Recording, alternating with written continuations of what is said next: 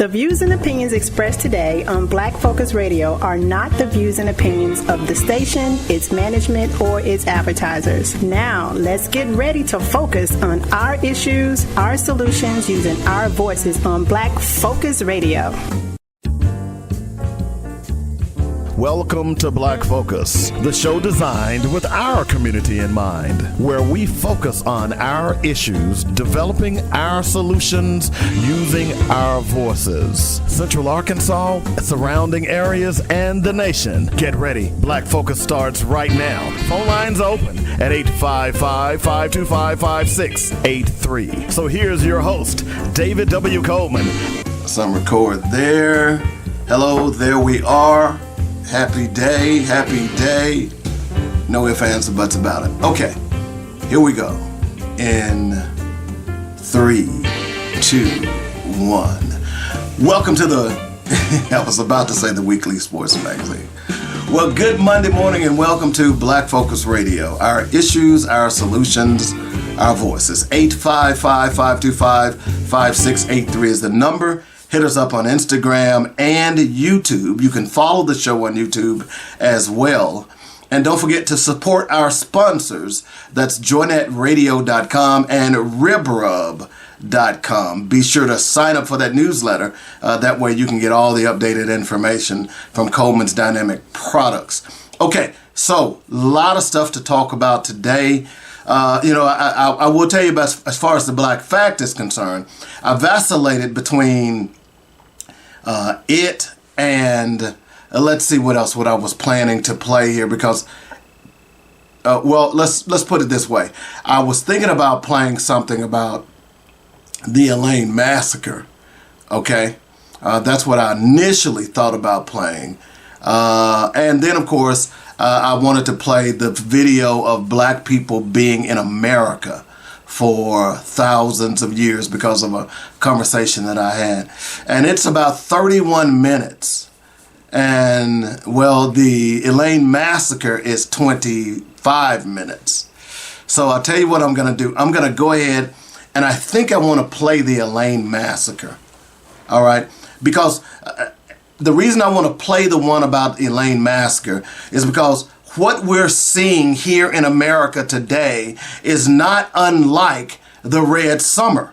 And if you're not familiar with the Red Summer of the 1919s and 20s, then you should become familiar, because this is a classic example of when white men can't have their way, they will destroy those who stand in their way. They have a history of that, and they've proven it over and over again.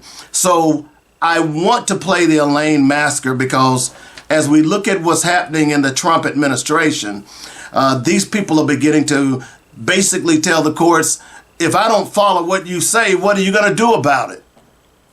That's an interesting concept that we need to be concerned about. So we're going to go ahead and take the break. We will play the Black Facts. So I'm being quick with this because it's a long Black Fact, but I think it's important for you to understand the Elaine massacre, because they talk about Tulsa and Ocoee and Wilmington and many of the other places around the country that was burned to the ground. Lake Lanier now sits over a black town, formerly a black town in Georgia, but I would argue that the Elaine massacre was probably, if not the worst that we know about. I'm sure there were others. So let's go ahead and take this quick break and let's check out Black Facts. Dynamic Black Facts. Our culture, our history, our people.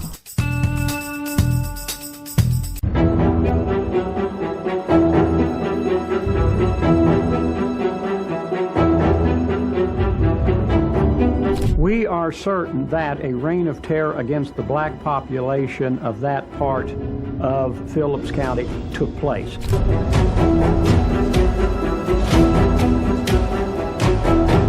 We are certain that machine gun crews went out looking for people to gun down.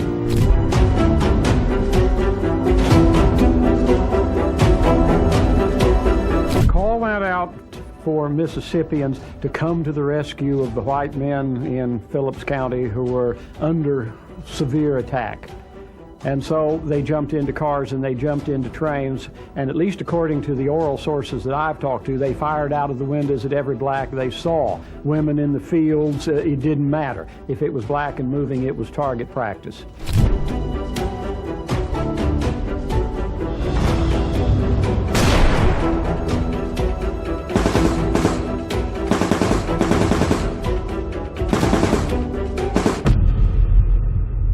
The stench of the dead can be smelled from miles away. In the end, the remaining blacks caught will be arrested and arraigned for execution on account of the assault on their lives and the deaths of their loved ones.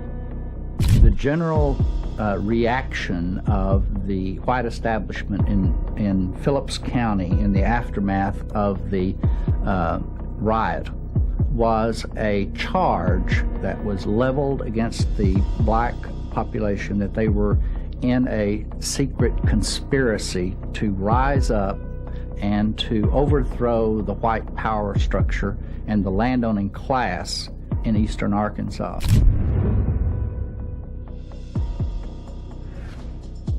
In the predominantly black town of Elaine, Arkansas, a dark and sinister event unfolded that would shake the community to its core forever. That September unholy night, filled with unearthly terror and bloodshed, continues to resound in the annals of history. It was the day where a group of white mobs had descended on the predominantly black town, leaving a trail of irrevocable damage in their wake. This would turn out to be one of the darkest chapters in America's history, one of the deadliest acts of racial violence in the early 20th century, known as the Elaine mass killing or the Elaine race riot. However, before we embark on this dark history, do not forget to support our channel's endeavor by hitting the thumbs up button. Share with friends and families to keep spreading our eye-opening black narratives, and consider subscribing if you haven't. All right then, let's dive in. The Elaine mass killing was by far the deadliest racial confrontation in Arkansas history and possibly the bloodiest racial conflict in the history of the United States. While its deepest roots lay in the state's commitment to white supremacy, the events in and around Elaine, Phillips County, stem from tense race relations and growing concerns about labor unions.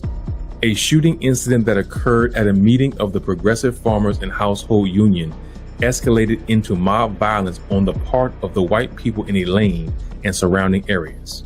Although the exact number is unknown, estimates of the number of African Americans killed by whites in this outburst have ranged into the hundreds, thousands of others displaced.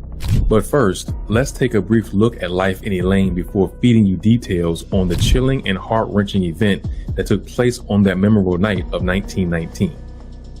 Phillips County, which is located in the Arkansas Delta, had historically been developed for cotton plantations, and its land was worked by enslaved African Americans before the Civil War. In the early 20th century, the county's population was still predominantly black because most freedmen and their descendants had stayed on the land as illiterate farm workers and sharecroppers. African Americans outnumber whites in the area around Elaine by a 10-to-1 ratio and by 3-to-1 in the county overall. White landowners controlled the economy, selling cotton on their own schedule, running high-priced plantation stores where farmers had to buy seed and supplies, and settling accounts with sharecroppers in lump sums without listing items. In addition, sharecroppers worked the land for a small share of the crop and were forced to sell their cotton to the landowners who paid less than market prices. Workers also had to buy food, clothing, household wares, tools, seed, and fertilizer at the plantation commissary, which charged exorbitant interest rates. It was a system intended to keep black people in debt and dependent upon planters. The all-white legislature made the situation worse, as it had disenfranchised most blacks and many poor whites in the 1890s by creating barriers to voter registration. It excluded them from the political system via the more complicated election law of 1891 and a poll tax amendment passed in 1892. The white-dominated legislature enacted Jim Crow laws that established racial segregation and institutionalized efforts to impose white supremacy. My name is Archie Davis, and I'm an actor. I was born in Cogdell, Georgia in 1917, 2 years before the tragedy in Elaine. Yet, despite geographical differences, the world of rural Arkansas was not much different from the world of rural Georgia. Both were part of the South, then a region where black people were segregated from whites by custom and law. The decades around the turn of the century were the period of the highest rate of lynchings across the South. Asha Davis would go on to report that at the time, the cotton fields were the best place whites considered was for black people. White planters needed cheap black labor to grow and pick their cotton. Among the richest fields in the world are hundreds of thousands of square miles of land in the Arkansas Delta. The men and women who work the land are supposed to receive half the cotton crop in exchange for their labor, but many landlords would cheat them out of their rightful share. White landlords often underpaid sharecroppers for their crops and paid when they saw fit. Between the prices of goods purchased from the plantation store and the crop underpayments, many were kept in debt to their landlords.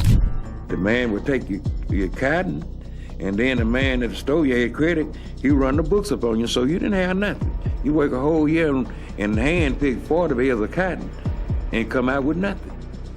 At the time of settlement, landowners generally never gave an itemized statement to black sharecroppers of accounts owed, nor details of the money received for cotton and seed. The farmers were disadvantaged as many were illiterate. It was an unwritten law of the cotton country that the sharecroppers could not quit and leave a plantation until their debts were paid. Thus, the period of the year around account settlement was frequently the time of most lynchings of black people throughout the South, especially if times were poor economically. At this time of 1919, it was summer. And strangely, there's been a fiery outbreak of racial violence which rippled across the entire United States like some raging force of darkness, which it obviously was. Therefore, by virtue of the season, mingled with the non-spatial unfolding chaos, it was called the Red Summer. The term Red Summer was coined by civil rights activist and author James Weldon Johnson, who had been employed as a field secretary by the National Association for the Advancement of Colored People, NAACP, 3 years earlier in 1916. In 1919, he organized peaceful protests against the racial violence.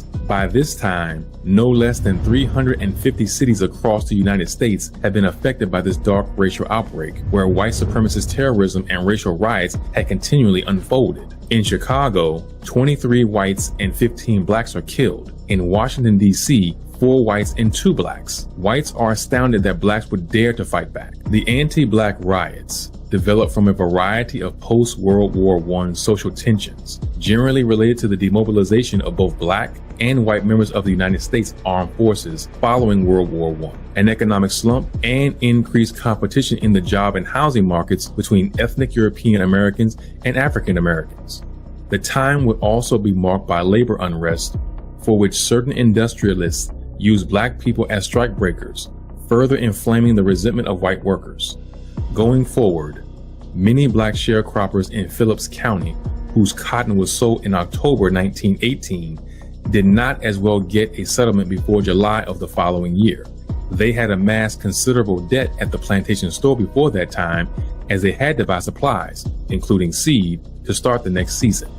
However, in that remarkable year of 1919, black farmers on this side of Elaine had begun to organize themselves in the endeavor to negotiate better conditions, including fair accounting and timely payment of monies due them by white landowners.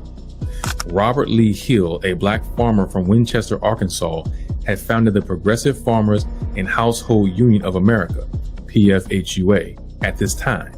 He worked with farmers throughout Phillips County, the main purpose being to obtain better payments for their cotton crops from the white plantation owners who dominated the area during the Jim Crow era. Whites would often try to disrupt such organizations and threaten farmers. The Progressive Farmers and Household Union of America retained a white law firm based in Little Rock to represent the black farmers in getting fair settlements for their labors during the 1919 cotton harvest. The firm was headed by Ulysses S. Bratton, a native of Searcy County and former assistant federal district attorney. Now, to the heart-wrenching episode of the racial violence that unfolded.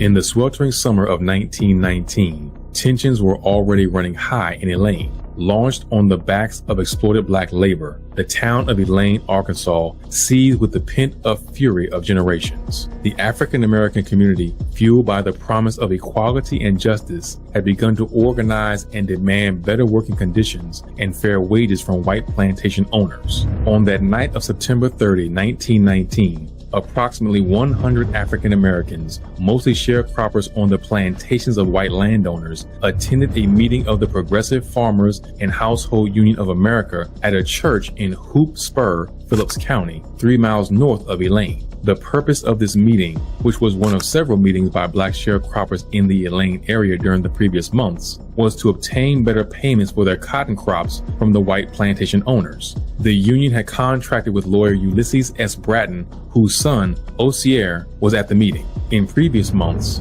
racial conflict had occurred in numerous cities in America, including Washington, D.C., Chicago, Illinois, Knoxville, Tennessee, and Indianapolis, Indiana. With labor conflicts escalating throughout the country at the end of World War I, government and business interpreted the demands of labor increasingly as the work of foreign ideologies such as Bolshevism that threatened the foundation of the American economy. Thrown into this highly combustible mix was the return of black soldiers to the United States, who often exhibited a less submissive attitude within the Jim Crow society around them. Unions such as the Progressive Farmers represented a threat not only to the tenet of white supremacy, but also to the basic concepts of capitalism. Although the United States was on the winning side of World War I, supporters of American capitalism found in communism a new threat to their security. With the success of the Russian Revolution, stopping the spread of international communism was seen as the duty of all loyal Americans. Arkansas Governor Charles Hillman Breaux told a St. Louis, Missouri audience during the war that there existed no twilight zone in American patriotism, and called Wisconsin Senator Robert La Follette, who opposed the war, a Bolshevik leader. During this Red Scare, the threat of Bolshevism seemed to be everywhere, not only in the labor strikes led by the radical industrial workers of the world, but also in the cotton fields of Arkansas. Thus, being aware of the risks they were taking, leaders of the Hoop Spur Union had placed armed guards around the church to prevent disruption of their meeting and intelligence gathering by white opponents. However, the white establishment would get wind of the ongoing meeting at this time, and seeing it as a threat to their power, they had responded with brute force, sparking a wave of violence that would last for days. At 11 p.m., a band of white men would shoot into the church. Black guards returned the fire, resulting in the killing of W.A. Adkins, a white security agent of the Missouri Pacific Railroad, and the wounding of Charles Pratt, Phillips County's white deputy sheriff.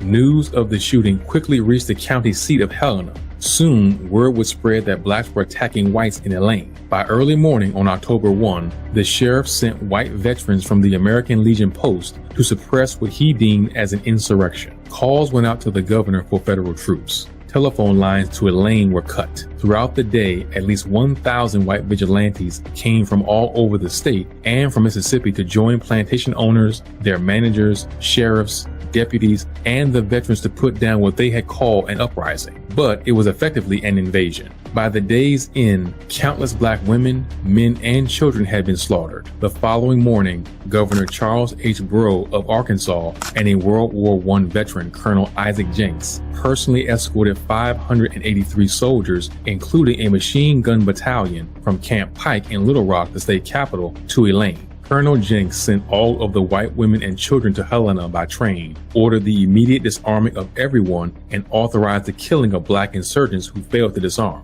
Then the real mass killing began. For the next 5 days, Colonel Jenks and his troops, assisted by vigilantes, hunted black people over a 100-mile radius. They scorched and burned homes with families inside, slaughtered and tortured others. The troops were aided by 7 machine guns. At least 200 African Americans were killed, although the estimates run much higher, but there was never a full accounting. And the killing was indiscriminate, as men, women, and children unfortunate enough to be in the vicinity were slaughtered. And so, without sanctuary or refuge, Black sharecroppers were left with few options. Many hid in the swamps and thickets, others were said to have been gunned down in fields as they worked, and throngs of others surrendered themselves to the authorities for arrest. Amidst the violence, only 5 whites died, but for those deaths, someone would have to be held accountable. On October 7, 1919, Colonel Jenks declared the insurrection over and withdrew his troops. He brought the men and women deemed insurrectionists to the Phillips County Jail in Helena. And guess who they were? Blacks. Blacks in unspeakable misery, who have just been rendered homeless as they had watched their homes go up in flames before their very frightened eyes. Blacks in mourning, who had lost their loved ones, watching them shot before their eyes. Some were burned, others raped and killed. These were the very ones who were called insurrectionists, arrested and thrown in jail. As a matter of fact, that was a treatment of mercy, to still have their lives with them regardless. Held in a makeshift jail, hundreds of blacks were detained until their participation in the Progressive Farmers and Household Union of America could be verified. Those farmers who had not participated in the union were held until their landlords would arrive to vouch for and collect them. Those fortunate enough to leave the stockade, as the jail was also called, were given passes that they were to show on demand and were ordered to return to the fields for work. On October 31, a grand jury indicted 122 black men and women for offenses ranging from murder to night riding. The jury charged 12 black men with the capital murders of 3 white men and sentenced them to death, even though 2 of the deaths had occurred from white people accidentally shooting each other in the frenzy. The 12 men sentenced to death were Frank Moore, Frank Hicks, Ed Hicks, Joe Knox, Paul Hall, Ed Coleman, Alfred Banks, Ed Ware, William Wardlaw, Albert Giles, Joe Fox, and John Martin. The confessions of the black men had been secured through torture. Thus, black people were blamed, sentenced, and jailed for their own mass killing. The events that unfolded in Elaine, Arkansas in 1919 were not just a tragic loss of life, but a chilling display of racial violence and injustice. Local officials and businessmen conducted their own investigation of what had transpired in the Elaine area. They produced a predictable narrative that resembled those dating back to slavery. In their view, a deliberately planned insurrection had occurred where black sharecroppers had intended to murder the plantation owners to seize the land. The findings blamed outside agitators for stirring up ignorant sharecroppers. The committee's narrative appeared in newspapers all over the country. Colonel Jenks' report of his mission supported this view, claiming only 2 black people and one of his corporals had died. He praised his troops for their restraint in suppressing the rebellion. The official narrative presented a picture at odds with reality. But according to several accounts from white witnesses, both vigilantes and the troops committed acts of barbarism. A local school teacher saw 28 black people killed, their bodies thrown into a pit and burned, and 16 African Americans killed, their bodies hanging from a bridge outside of Helena. Still others described the barbarism of cutting off the ears or toes of dead Negroes for souvenirs and dragging their bodies through the streets of Elaine. Also, Gerald B. Lambert, the founder of Listerine, who owned 21,000 acres near Elaine, saw white men spread throughout the woods firing at any suspicious person. He also told how soldiers brought a suspected Union leader to his company store for interrogation, poured kerosene over his body, and tossed a match. The account that best captured the perspective of the sharecroppers came from Ida Wells Barnett, the legendary anti-lynching crusader and journalist. She had been driven from her home in Memphis to Chicago because of her activism. One of the convicted 12 wrote to her from prison requesting help. Courageously, she dressed up as a sharecropper and went to Arkansas.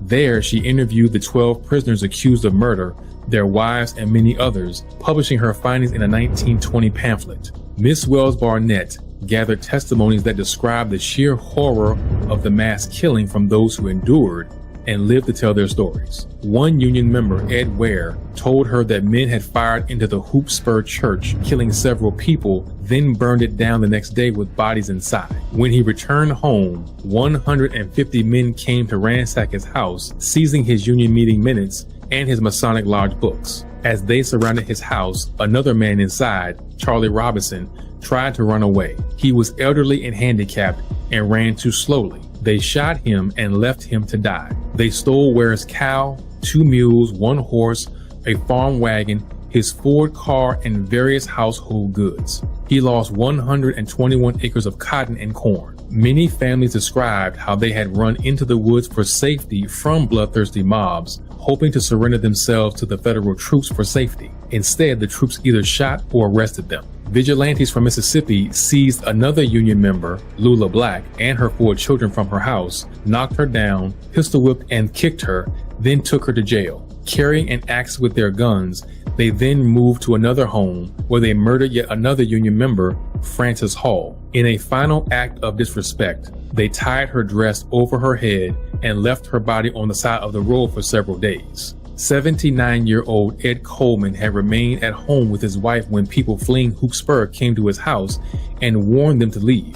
As they ran from the posse, the Coleman saw his neighbor, Jim Miller, and his family being burned alive in their house.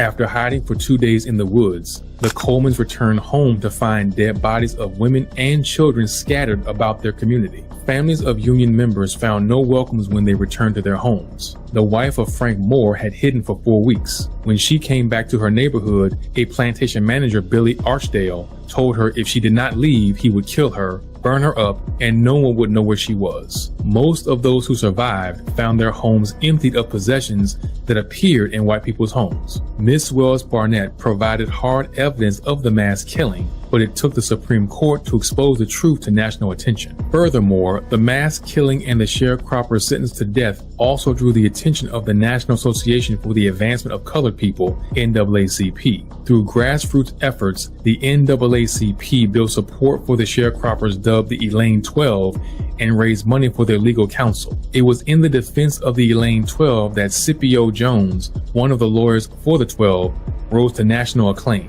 Scipio Jones and the NAACP's defense team worked to free the 12 defendants who were divided into the Moore versus Dempsey and Ware versus Dempsey cases. On February 19, 1923, the U.S. Supreme Court handed down a 6-2 decision in favor of the Moore defendants, maintaining the 12 had been denied due process and noting the judicial proceedings had been influenced by a mob that had assembled outside of the courthouse before the men were sentenced. Despite the favorable ruling from the U.S. Supreme Court, the Moore defendants remained in jail facing a retrial in district court. On November 3, 1923, Governor McRae commuted the death sentences of the sharecroppers to 12-year terms in prison, making them immediately eligible for parole. On January 13, 1925, the 6 Moore defendants were granted indefinite furloughs from McRae and were released from jail. Although some local white residents of Phillips County still contend that white people at the time acted appropriately to prevent a slaughter in the Elaine area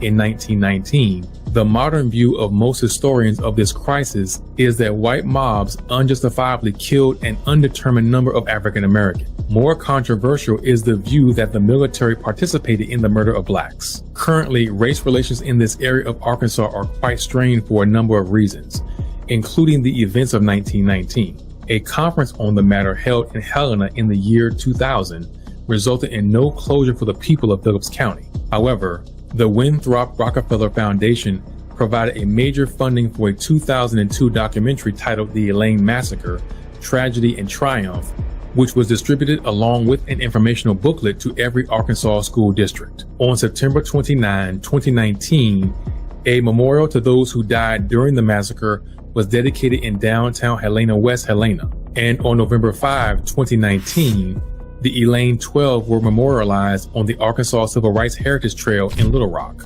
As sad as this seems, the Elaine mass killing was a tragic event that highlighted the deep-rooted racism and violence that plagued American society in the early 20th century. The brutal and senseless killings of African American sharecroppers in Elaine, Arkansas, showcase the systemic oppression and discrimination faced by Black communities during this time. More so, the aftermath of the mass murder also revealed the power dynamics at play, with white authorities and media outlets working to suppress the truth and protect the perpetrators.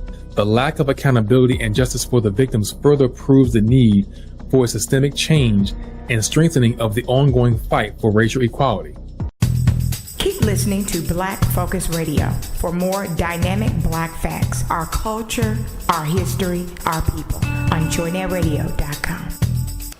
Okay, welcome back. I hope you enjoyed that Black fact. We're going to get into the thousands of Black people who were here long before the slave trade. We've talked about this, I mean, it's called the Continental Drift or Divide. You just go look that up, and that'll give you an idea of what that's all about. But we're going to play that probably on our next show. But I wanted to talk about this thing with the lane because it was so important. We're going to take a quick break. When we come back, we'll get more into the situation that happened in Elaine and how that reflects on today.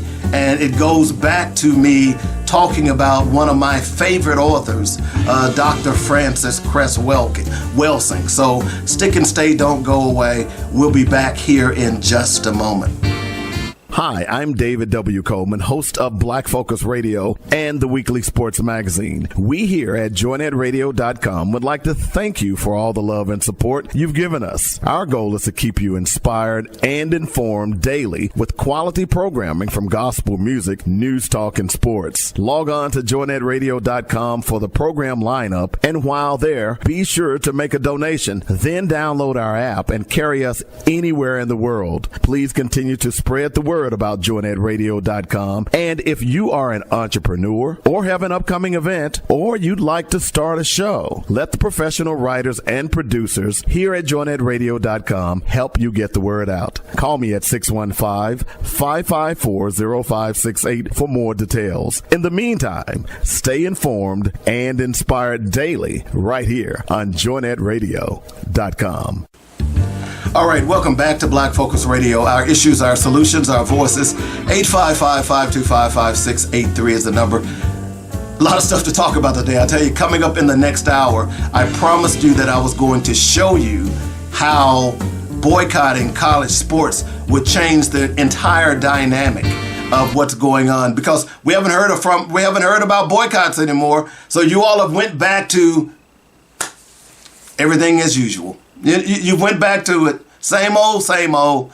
You know, they knew that. That's why they weren't worried. So you showed them, you showed them, didn't you? What did you exactly show them? Nothing. But if you really want to make a dent in what they're doing and how they're treating our people, well, I said last week, and I'm going to continue to talk about this, let's stop entertaining them and entertaining them to the effect that they continue to make millions and billions of dollars off of our entertainment, and you only get, what, scraps? Oh, they're getting NIL right now. Yeah, okay. Yeah, let's keep thinking about that, okay? So I want to throw that out there, because all of this, the black fact with Elaine, Arkansas, all of this plays into a dynamic that is happening before our very eyes. And that is, and I talked about it a couple of weeks ago and read you the definition of white genetic annihilation and how this is playing out so profoundly right in our eyes, and we don't pay attention to it. You know, and just stick with me. Coming up next hour, I'm going to tell you how much money our black children, you know, we make for them in college sports. You know, they had I can't talk this morning. They had Selection Sunday yesterday afternoon.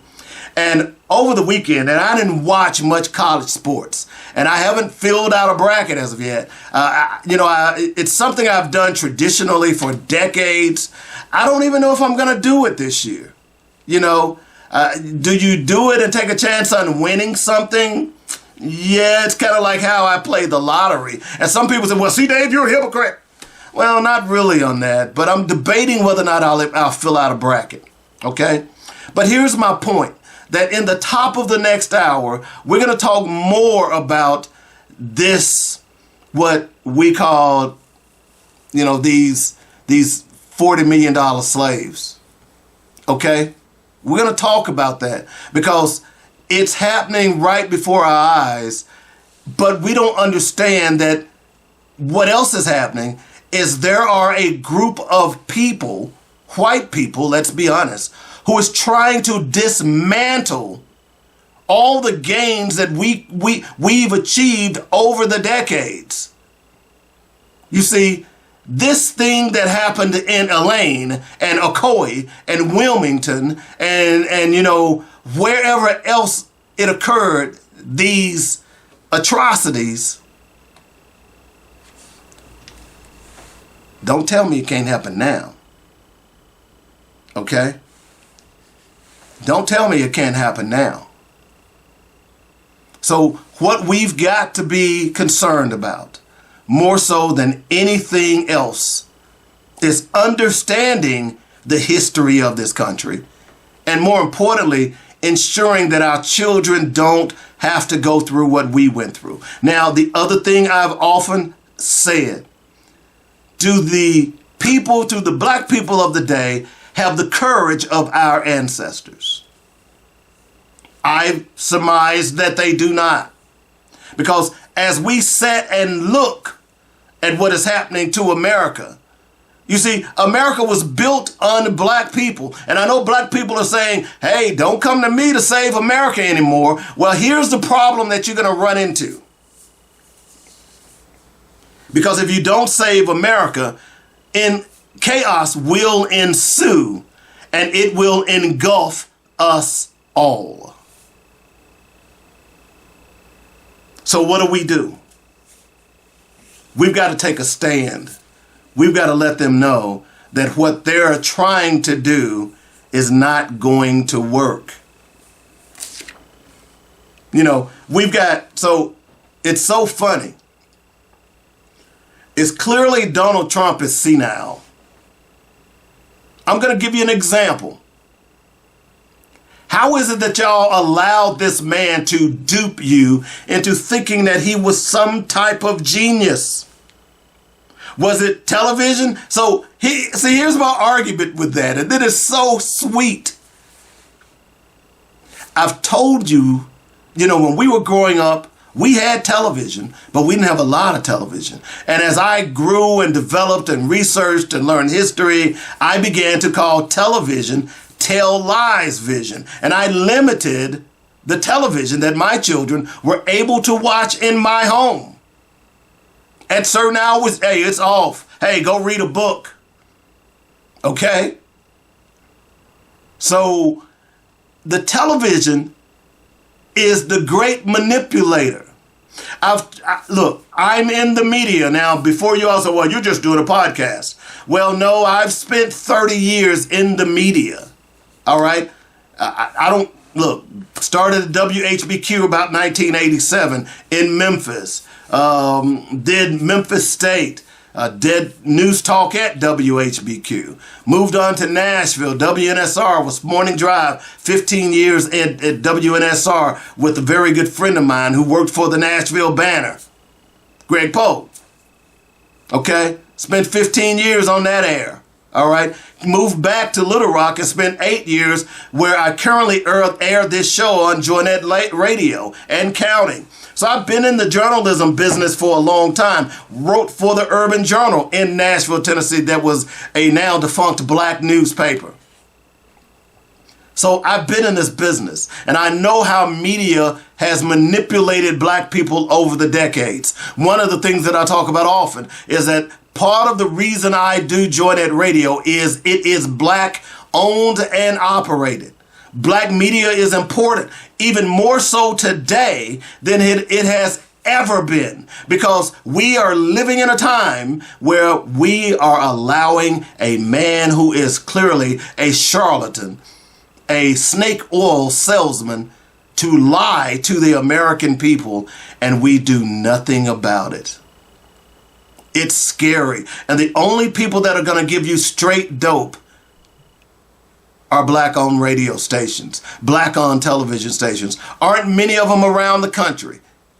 Not many black-owned television stations, period.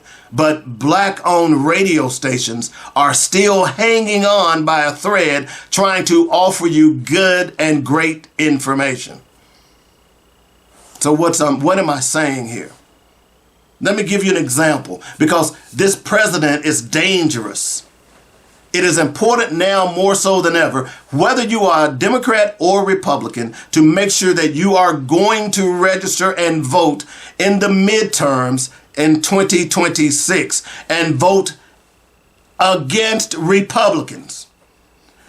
At this point, they don't need a platform. You don't need a platform to hear from the Republicans.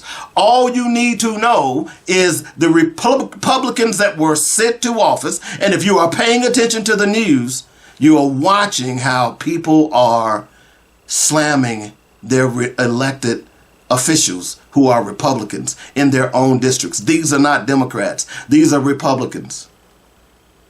So now it's time to vote them out of office because they've allowed our government to be taken over by a crook, by a felon, and a South African race baiter who is Elon Musk. This should be shocking to all of us. It should be concerning to all of us. But we just sit on our hands and do nothing. Now, I know what you're saying. I started off with Elaine, and how does this matter? Over the last couple of weeks, we've been talking to you about white genetic annihilation and how white people, particularly white men, are concerned about white genetic annihilation. You know, I was watching a news brief the other day, and they were talking about what was going on in this administration. And I was watching some cuts from some of the hearings that were going on, and they were, God, I can't remember the guy's name, and it's really not even worth calling his name, but he was one of the architects of Project 2025, okay? And as they ticked off the things that he had authored, and he sat there smugly and proudly, it dawned on me that these people have been plotting for decades. They had it written down. This is what they were planning to do. Who was really playing chess and who was really playing checkers? We've got a long way to go. We've got to catch up. This is scary stuff, people. Okay? So as I sat there and I watched, you see, I'm sitting here, I'm thinking about Elaine, I'm thinking about Okoye, I'm thinking about all these dastardly and evil things that black people suffered at the hands of white people. And it dawned on me, they've been plotting for white genetic annihilation for over a century. And we didn't get it. Remember the cartoon that I always refer to when back in this, 1789, it was published in a newspaper, and periodically, I have it saved somewhere on a computer, and periodically I'll run across it and I'll repost it. And it's the picture of a man standing over a baby with a knife and a pistol. And the baby, who is black, is dead. And he basically says, I had to stop you before you grew up to rule me. Now I'm paraphrasing because I don't remember it off the top of my head, but that's the crux of this piece of satire that was published in a newspaper back in, I want to say 1789, or maybe it was 1859, but I'll look it up for you and find it. But here's my point, is that they've known about white genetic annihilation for a long time, and they've been plotting it. That was the whole thing behind them not wanting their women to sleep and have babies by black men. The irony is that it was easy for them to go out to the slave quarters and rape little black girls and black boys, by the way, and impregnate the girls, and then they have mulatto children. That's why we have all these light-skinned people walking around here. Okay? So I set all of that up because, as I said, we've got a criminal in the White House, the criminal in chief. And I think that's what we all should start calling him, because that's what he is, the criminal in chief. If you watch what happened last week at the Justice Department, then you'll understand. And I'm trying to make this as simple as possible because there are a lot of people out there who simply don't follow the way I do. You know, we're about to go through tariffs again, okay? And the last time there was a major tariff war, there was a world war that occurred. Just throwing that out there. But more importantly, this new bargain with Canada, because Canada is one of the countries where Donald Trump wants to, annex, and Greenland, and now Panama. If you don't think this guy's crazy, man, what's wrong with you? What's wrong with the people that are following him hook, line, and sinker? What does this man have on these people that they allow him to do the things that he does? One of the cures that I'm going to talk about are term limits. We've got to start talking about term limits. And I need to write that down so I can remember to come back to that. But what does Donald Trump have on these people? And more importantly, what does Vladimir Putin have on Donald Trump? That's a concern for us all. But either way, these tariffs on Canada are fascinating because most of these countries are fighting back. And here's the funny thing about it when I say fighting back. Donald Trump last week, to show you that I'm saying that he's senile and crazy, he was railing on Truth Social, his platform, and railing in the media about who's the crazy person who set up this electric bill where Canada is selling electricity to, what is it, Michigan and Detroit, Michigan, let's see where else, and New York and some other city, Minnesota. Who set that up? What he doesn't realize is that it was him who signed that into legislation during his first term.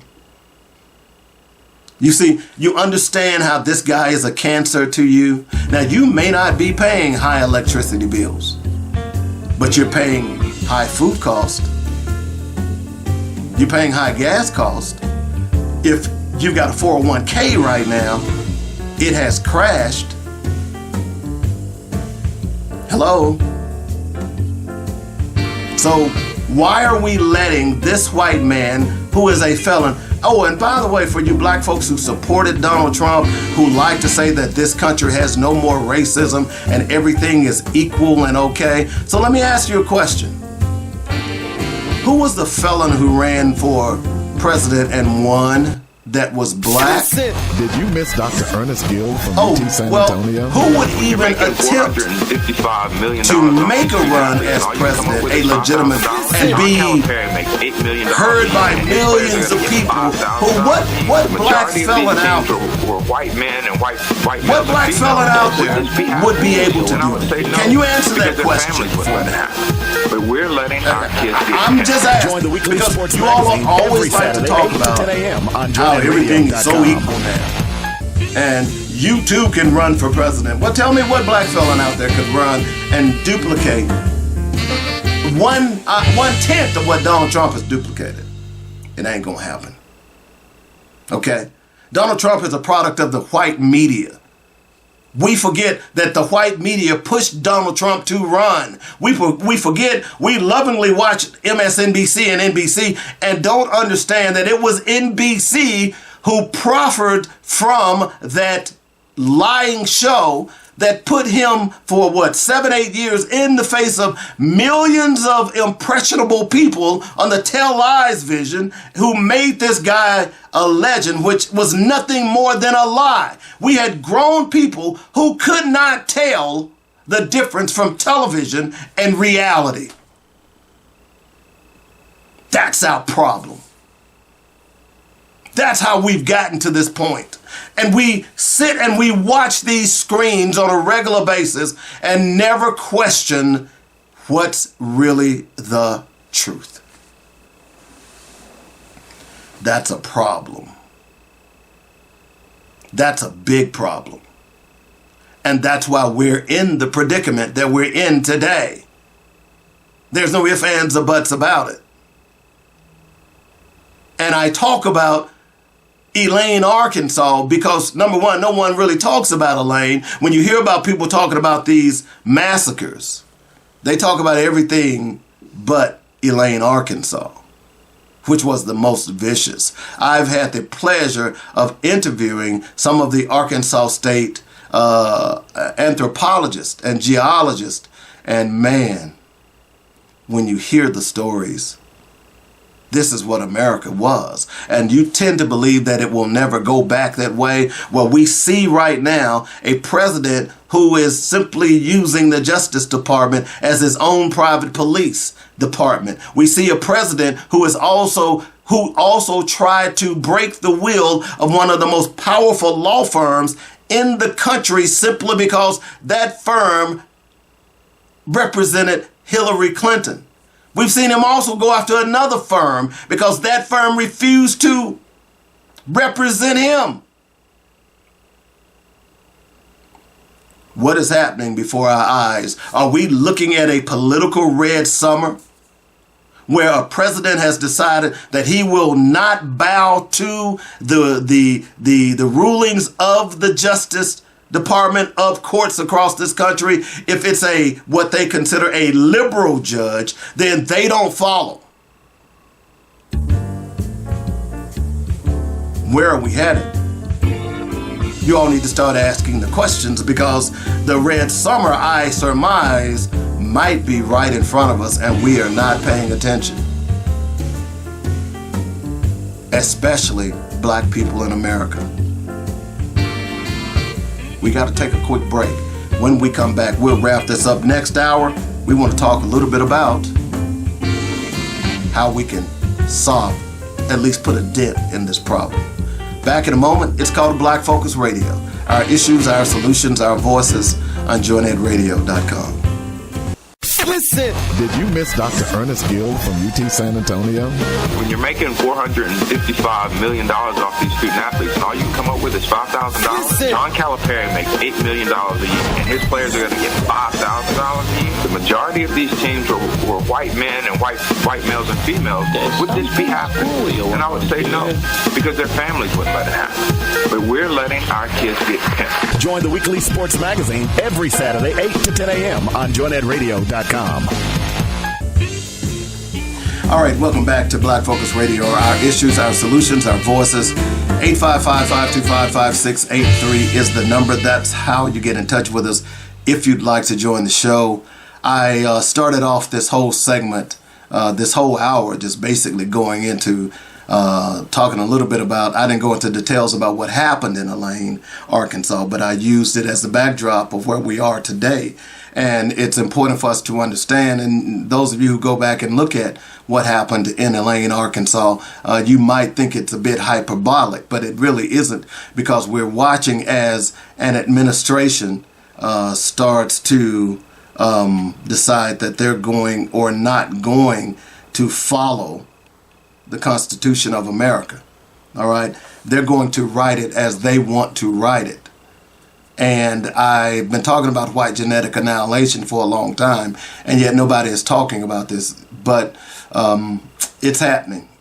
It's beginning to happen. You're seeing how they are firing all the people of color and women and putting white men in charge. By the way, unqualified white men. You know, there's an irony here when you complain about DEI, but when you ask one of these complainers what DEI is, there's no coherent answer at all. Yet we sit and we watch before our very eyes that they are basically putting white men in places that have no credentials at all, limited credentials. It's just fascinating to me. So, next hour, I'm going to talk a lot about what we need to do. I'm going to take you back. And I'm going to take you back to 2015 and talk a little bit about how that one moment in history has been, I guess it doesn't exist in the minds of a lot of people. You know, I was 10 years ago, so you're talking about the average, 18-year-old who's getting ready to go off to college and play sports. He was 8 years old. They know nothing about Missouri and what happened. So we're going to talk about that, okay? But the important thing for this segment is that we've got to start paying attention to what's going on here, okay? I mentioned the 26 midterms. At this point, see, Donald Trump was not able to do the things that he wanted to do in his first term because there were lifers of the government there who understood at least how things are supposed to go. So they limited him or stopped him from doing some of those things. Now those people are no longer there. They're no longer there. And you've got, yes, men and women who are simply allowing this person to do whatever he wants to do to our country. And it's dangerous because we know he's a racist. We know he's a felon. I hate to say this, but one of my favorite shows, and did I see the next series? I think I did. One of my favorite shows right now is Daredevil. I'm a Marvel fan from years back, but it's just amazing to me how the current series sort of kind of parallels what's going on in our national government. Is that we've got a crook that is the gangster in chief, the criminal in charge. And there are people who love his dirty, nasty, stanky draws, which I don't understand. And there can only be one answer, and that is white genetic annihilation. That's it. White people understand that. Black people don't understand it. Dr. Francis Cress Welsing understood it. Neely Fuller understood it. And many others understood it. But some of our greatest minds have not even embraced this theory. And here's the other thing. These people that get on the media, they're not going to talk about it. Fox News is making millions of billions of dollars. By the way, they're about to be sued again by Smartmatic. This is the second suit. Remember, they settled with the other company for $787 million. They're about to be sued again. This time it's going to be like $2.7 billion. But look, they're eating it up. White people are eating it up. They're eating up these lies. It shows you the power of television. I told people, it's easy for you to go out and research a lie. Just go and look for 3 sources. That's journalism 101. It's really easy to do, but we're so lazy.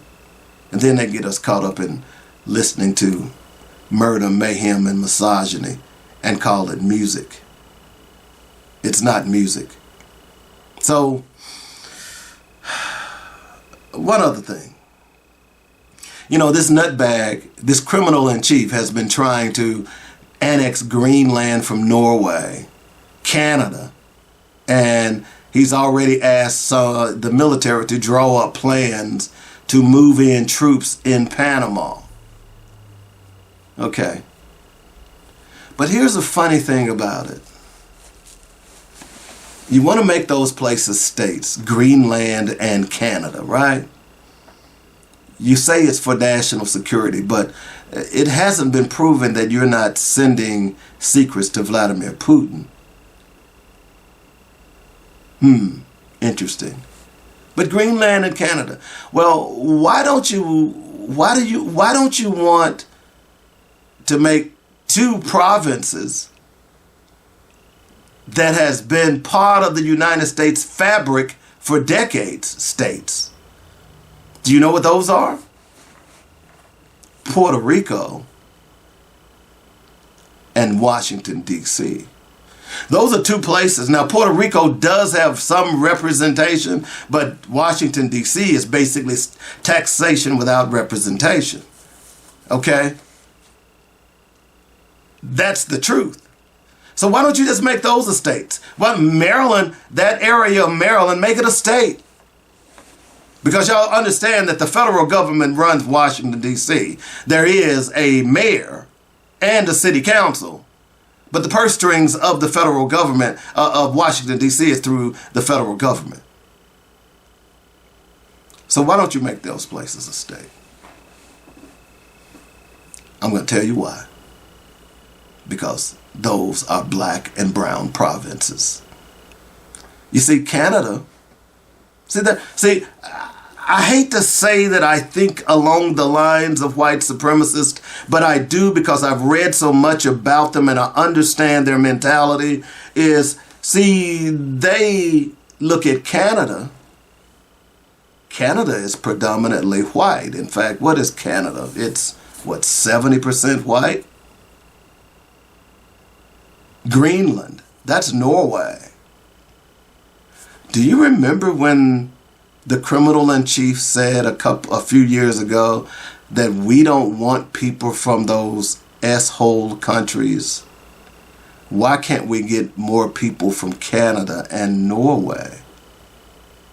Because, see, those countries are predominantly white. Okay. So just a quick, let me see if I can pull it up real fast. Let's see. I hope it doesn't start talking to me. So let me make sure I turn the volume down. All right. Let's see here. The racial makeup of Norway. All right. So 80% white. Okay. 80% white. Here we go. The racial makeup of Canada. Now, y'all see how I'm doing this? Okay. Let's see. There are some black people. A lot of people don't realize that there are quite a few black people in Canada. Many of them escaped to Canada through the Underground Railroad. Let's see here.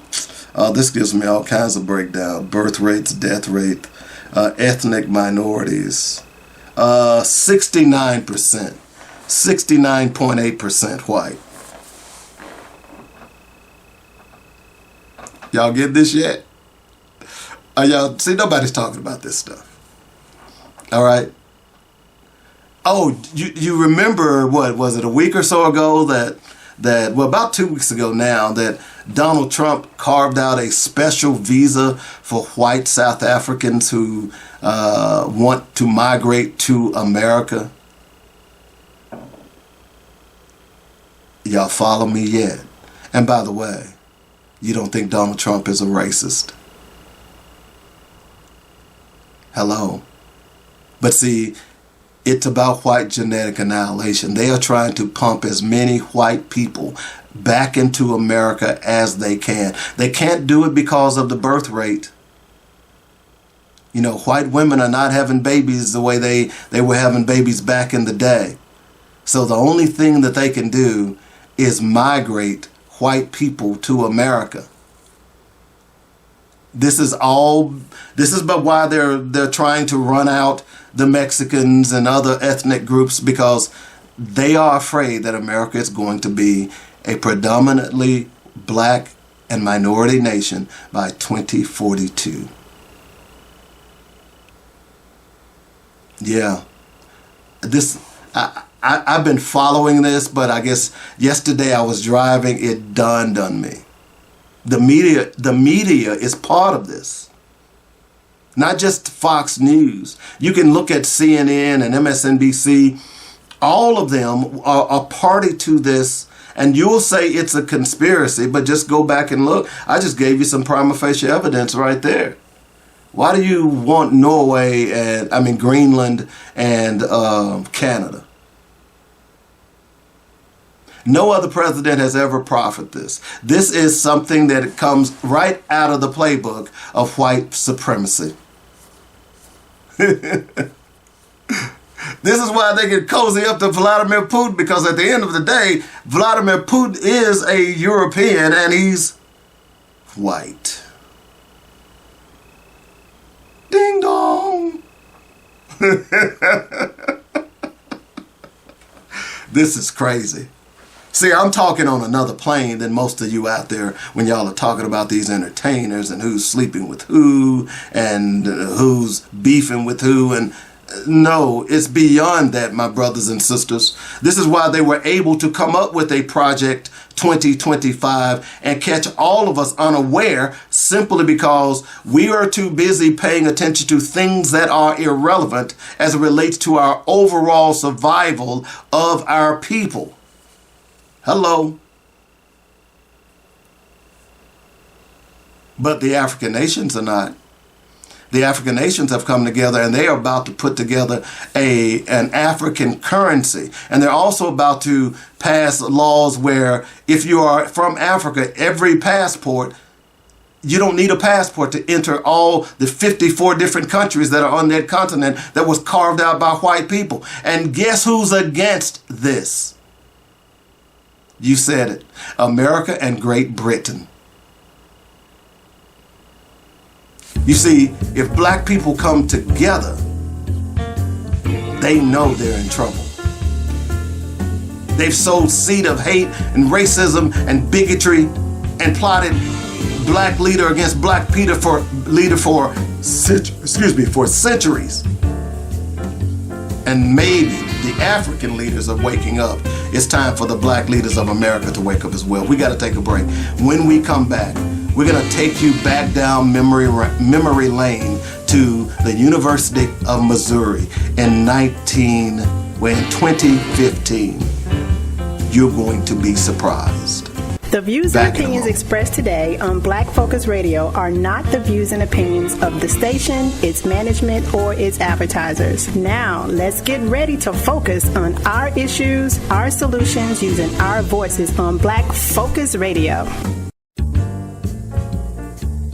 Welcome to Black Focus, the show designed with our community in mind, where we focus on our issues, developing our solutions, using our voices. Central Arkansas, surrounding areas, and the nation. Get ready. Black Focus starts right now. Phone lines open at 855-525-5683. So here's your host, David W. Coleman. Welcome back to Black Focus Radio. Our issues, our solutions, our voices. 855-525-5683 is the number. That's how you get in touch with me. If you'd like to join the show, you can also hit me up on Instagram and YouTube. And yeah, I'm there on Facebook as well. They've done something to my account. I'm going to be totally honest. I really don't care, to be totally honest, But also, don't forget to support our sponsors, joynetradio.com and ribrub.com. Pretty soon, you're going to be getting some specials on Ribrub. No ifs, ands, or buts about it. So we talked a lot last hour about white genetic annihilation and some of the things that I see that are happening that, those who like Dr. Francis Cress Welsing and Neely Fuller and many others surmised before their deaths. Now we're seeing it come to fruition, and many of us sat around twiddling our thumbs thinking that it could never happen. But before our very eyes, it is happening. And I also, offered Elaine, Arkansas as an example of what we forget and what we don't realize, and we've got to start paying attention to those things. But this hour, I've been doing, and I don't know if some people would call it a series. I don't know. This is just something I've been talking about for a long time that I think we can do. Well, in fact, I don't think we can do. I know it'll happen if we decided to put our minds to it. Before the end of last hour, I talked about those black South African leaders who had decided that they were going to have Pan-Africanism that was going to happen. And they are Burkina Faso. There are a couple of them, as a matter of fact, that are doing this. And it's amazing to me that they are going to have a common currency, look for economic growth, and all of those things. And as I told you, they want to have a Afro Bank of Somalia. They call it the Afro Union. It's visa-free, where people will be able to go. They don't need a particular passport to go from country to country. And as I said to you, the people that are concerned about this and don't want it to happen are white people. Hello? See, this ain't about, this is more on a worldwide thing. And what we've got, they're even talking about having their own Afro Supreme Court. Hello? This is big news for Pan-Africa. This is huge news. And we all should be talking about it and cheering them on. But again, the European Union don't want this to happen because they're claiming that, hey, Russia might be involved. Well, look, you all have exploited these African countries long enough. And black people are tired of it. And when I say black people, those are my brothers and sisters. Okay? And don't give me the stuff about Russia when you've got a president sitting in the Oval Office right now who is buddy-buddy with Vladimir Putin. I don't want to hear that crap. But anyway, this hour, we're going to talk about why I think the only boycott to do is a college boycott. That's the only boycott to do. Let me say it again. The only boycott to do is a college boycott. That's the bottom line on it, okay? And you boycott just like now. Yesterday, many of you, and if it wasn't the women, but it probably were women too, but men and women were glued to their television sets last night as ESPN revealed the brackets of where your college is going to play basketball. Okay? As a matter of fact, next Thursday, Friday, beginning Wednesday, Thursday, and Friday, in this country, there will be more vasectomies given than any other time during the year. You think I'm crazy, don't you? Go look it up. See, I'm telling you to go look it up. I'm not going to say stuff to you. Just go look it up. During March Madness, more vasectomies are given than any other time during the year. You know why? Because all you can do is sit around with the ice pack on your crotch. And what's the best thing to do? Is sit around Thursday and Friday watching college basketball from about 11 a.m. Eastern to about 10:30 that night. There you go. But before I get into that, because see, as I said, if you watched any of the SEC or if you watch any of the tournament, you're going to notice one thing. I just want you to do it one time. Pick a game and count the black kids on the court. All right? Now, there will be some of these way off schools. We know them. But they're going to have black kids. Okay? Count the number of black kids on the court. Because those schools are making money when they go to the tournament. You do realize that, don't you? So you say a boycott won't work, right? I have prima facie evidence that it will. It happened 10 years ago, 2015, the University of Missouri, Columbia, Missouri. It happened, and it worked. You see, they got you all fooled, believing that things don't work because you're ignorant to history.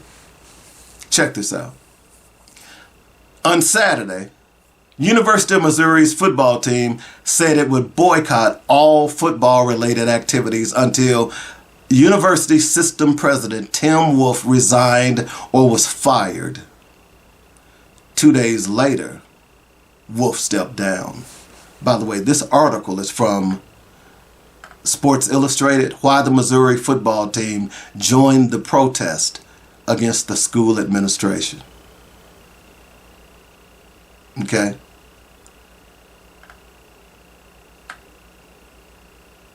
The football team's involvement added national attention to a growing chorus of criticizing Wolf for his handling of several racially charged incidents on campus. Student, lawmakers, and eventually the school's football team were among those who called for Wolf's resignation. Missouri's football team may have added national scrutiny to the protest against Wolf's leadership, but the system president's resignation announcement on Monday was the culmination of months of unrest. You see, remember I told you that the bus boycott didn't take 2 days. See, if you're going to boycott Target and Walmart, you got to do it more than 1 day. All right? The bus boycott lasted 381 days. Oh, I'm sorry. Back to the story. Since the start of the 2015-16 school year, several racially charged incidents have taken place on the University of Missouri's campus. September 12th, Missouri Students Association President Peyton Head wrote in a Facebook post that racial slurs were yelled at him on campus. The post went viral among Missouri students. 12 days later, students held a Racism Lives Here rally criticizing the university for taking 6 days to respond to the incident, explained in Head's Facebook post. October 1st of that same year, students held a second Racism Lives Here rally, demanding the administration take a more active stance on campus racism. On October 5th, an intoxicated man yelled racial slurs at members of the Legion of Black Collegians who were rehearsing for a play. October 10th, a protester at Missouri's homecoming parade was bumped by Wolf's car. The demonstrator was part of a group of 11 students who locked arms in front of Wolf's car during the parade. Police removed the protesters from the street and threatened to arrest them, according to the Los Angeles Times. On October 20th, Concerned Students 1950, the name of the group of protesters on the campus formed after the series of incidents, issued a list of demands calling for Wolf's firing and increased diversity training on campus. Protesters also pushed for better representation of minorities on university staff. The group's name, Concerned Student 1950, pays tribute to the year Black students were admitted to the school. The university was given 8 days to respond to the protesters' demand. No, by the way, that part calling on Wolf's firing and increased diversity training, just remember, they just got rid of diversity, equity, and inclusion. On October 24th, a swastika is drawn using feces on the wall of a residence hall's bathroom. October 26th, Wolf met with members of the Concerned Student 1950. The group says that Wolf did not commit to a plan addressing the demands of the group. November 2nd, graduate student Jonathan Butler announced he was beginning a hunger strike, and that will end either in his death or Wolf's removal from office. These high-profile episodes followed several other incidents in recent years. Last December, during an unrest near Ferguson, an anonymous person on social media site Yak Yak wrote, "Let's burn down the Black Culture Center and give them a taste of their own medicine." In 2010, 2 white students sprayed white cotton balls on the lawn of the Black Culture Center. They were convicted of littering. Former Missouri basketball player Kim English also tweeted about the history of racism at the school. Professor Cynthia Frisbee told NPR a white man called her the N-word. The Los Angeles Times detailed the experiences of Black students at the university, reporting that a number of minority students have faced explicit racism, such as other students using racial slurs. Students on campus have been camped out and protesting since the start of Butler's hunger strike. The faculty members also participated in a walkout on Monday in a show of solidarity with the students. Now, who was Jonathan Butler? I think this is important for us to understand. He was a 25-year-old graduate student from the University of Missouri. He became the face of the campus movement to address recurring incidents of racism when he announced in a letter to the university that he was going on a hunger strike. He would either be dead or until Wolf was removed from office. Butler accused Wolf of being unresponsive to numerous racial incidents on the campus. When asked why he decided to go on a hunger strike, Butler responded that it was the only way to get the administration to address issues that had gone on unanswered for years. If you look at the past 2 years and all of the students have done, Black students, brown students, students of color, and marginalized students have been fighting and protesting and writing letters and doing all of these things over several years, Butler said. We as students of color, marginalized students, we still can't get an answer years later. It takes these drastic measures for us to take seriously, for us to actually be considered human beings. Then the football team gets involved. On Saturday, a group of Black players on the University of Missouri football team announced they would not participate in football activities until Wolf was removed from office. The announcement came in support of Butler's hunger strike. Are y'all listening? The athletes of color on the University of Missouri football team truly believed injustice anywhere is a threat to justice everywhere. The group said in a statement, "We will no longer participate in any football-related activities until President Tim Wolf resigns or is removed due to his negligence toward marginalized students' experience. We are united."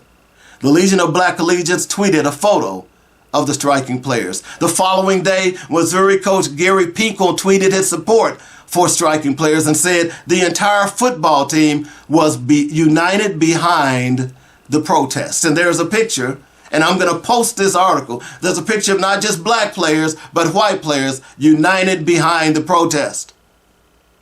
As I sit here, I think about the University of Texas and some of these universities now taking scholarships from players who decide that they are not going to stand for the national anthem. But I digress.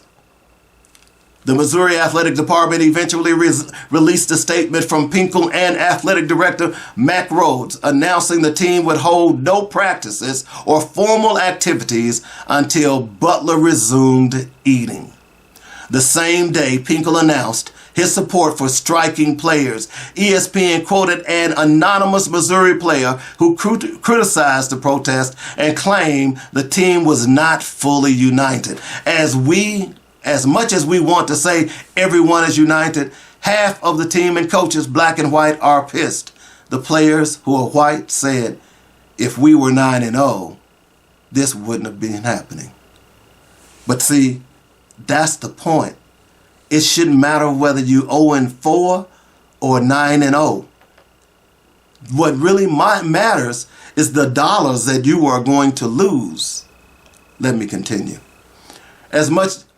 The football team wasn't the only high-profile group to call for Wolf to step down. Several state legislators also called for Wolf's removal, including State Senator Kurt Schaefer, House Higher Education Committee Chairman Stephen Cookson, and Assistant House Minority Leader Gail McCain-Beatty. Missouri Governor Jay Nixon issued a statement saying the concerns of the students must be addressed. Now, why do you think those people were so concerned about these students? They're called dead presidents. Let me continue. After the football team announced a strike, Wolf released a statement on Sunday. We want to find the best way to get everyone around the table and create a safe space for a meaningful conversation that promotes change. We will share next steps as soon as they are confirmed. On Monday, Wolf resigned as president of the University of Missouri system at a Board of Curators meeting. I take full responsibility for the frustration, and I take full responsibility for inaction that has occurred, Wolf said to the media at the time. After Wolf's resignation, Butler announced he would end his hunger strike. The Missouri Athletic Department released a statement saying the football team would resume its activities. Players responded to the resignation on Twitter. Now, there were some other college protests, but that was the college protest that I want you to pay attention to. A lot of people were criticizing those guys. But let me ask you again, why do you think those state legislators got involved? Why do you think Wolf, and by the way, the athletic director, if I remember correctly, he resigned as well. Why do you think that happened? Well, let me just tell you. They were going to lose millions of dollars. This was late in the season. Missouri wasn't playing that. They didn't have a great record. They weren't going to a bowl game. I find it interesting that that anonymous player who made that comment that if they were 9-0 they wouldn't be doing that. I don't know if that's true, because from what I understand and what I recall during that time period, there were some serious things going on the University of Missouri campus. Excuse me. So I wanted to read that to you. And oh, by the way, the money that they were going to lose was going to be game checks, because they were going to have to forfeit 2 game checks. All right? So that would have been what, $8 to $10 million. What many of you all don't understand is 2 sports support college athletics and other things that go on college campuses. That's football and basketball. 2 sports. 2 sports that are predominantly black. That's why I said when you look at March Madness this week, pay attention to all of the young black boys running up and down the courts. Excuse me. Pay attention to that, because that's the crux of my argument. That's why I wanted you to hear the story of Missouri, because we've forgotten that. And as I said before the top of the hour, excuse me, a lot of those kids who are now high school seniors and getting ready to go off to college were 8 years old. Some of them were probably still peeing their pants. They had no idea what was going on at the time. So here they are now making NIL money and making big money on the backs of those guys at Missouri. Because long before that, we had already talked about the suit that had been set up, or that was winding its way through the courts, Ed O'Bannon's suit that related to name, image, and likeness. They had already won by then. They were just trying to figure out how to get all this compensation together. These very young people who are benefiting from Ed O'Bannon and those Jonathan Butlers of Missouri don't understand what was laid down for them. So I ask the question again, do today's young blacks have the courage of their ancestors? Because that's what it's going to be needed. And when you look at what happened at the University of Missouri, let's say they were going to lose a $10 million game check. Okay? Plus, so 2 games, that would have been $20 million. That doesn't even include and I believe one of the games was a home game. So that was going to include concessions, parking, the restaurants, all of those things that were going to benefit from that area, that residual income that I like to talk about, that no one talks about. When I talk about this article of how much money the University of Ohio made, the $251 million, that doesn't even include the residual income that flows into the city when it's flooded by fans, opposing and for. Okay? So the University of Missouri was going to lose all of this money. They couldn't afford to lose that. So someone decided that, hey, we need to get over there and talk to the president. And subsequently, someone did go talk to the president, and he resigned, and the issue was resolved. Oh, you all told me that boycotting sports in college wouldn't work. See, you've been brainwashed by the local media. You see, sometimes you have to go and look it up for yourself, baby. You know what I'm saying? Sometimes you have to do that. A boycott will work. Hello? Oh, by the way, that article, I'm going to post that on my wall. You can go out and look at it. There are other articles. There's a New York Times article. There's a Bleacher Report article. It goes on and on and on. So those of you who don't think this happened, and those of you who don't think it works, then you can go look for yourself. I'm telling you, the boycott that will break their backs is college sports. What would happen if black kids didn't play next Friday, next Thursday? Oh, those games start Tuesday. What would happen if black kids decided that they were not going to play? That's the question here. How much do you want your freedom? You have a criminal in chief who is rolling back every game that our ancestors fought and died for. Blood, sweat, and tears. Towns burned to the ground. Elaine, Arkansas, Ocoee, Tulsa, Wilmington. It goes on and on and on. But you continue to entertain them, and you continue to put billions of dollars in their pockets. And you talking to me about a boycott. That's a joke. That's a joke. It's time for us to put up a shut up. That's the bottom line here. And this will work. And when we come back from the break, since you don't think it'll work, I got to put some numbers in your head. See, I talked about this a couple of weeks on the show, and I knew March Madness was coming. I wanted to just wet your whistle. So here we are right now. What would happen if black kids didn't play? Hey, I'm just saying black kids. And now that women's college basketball has taken off, what would happen if those black women didn't play?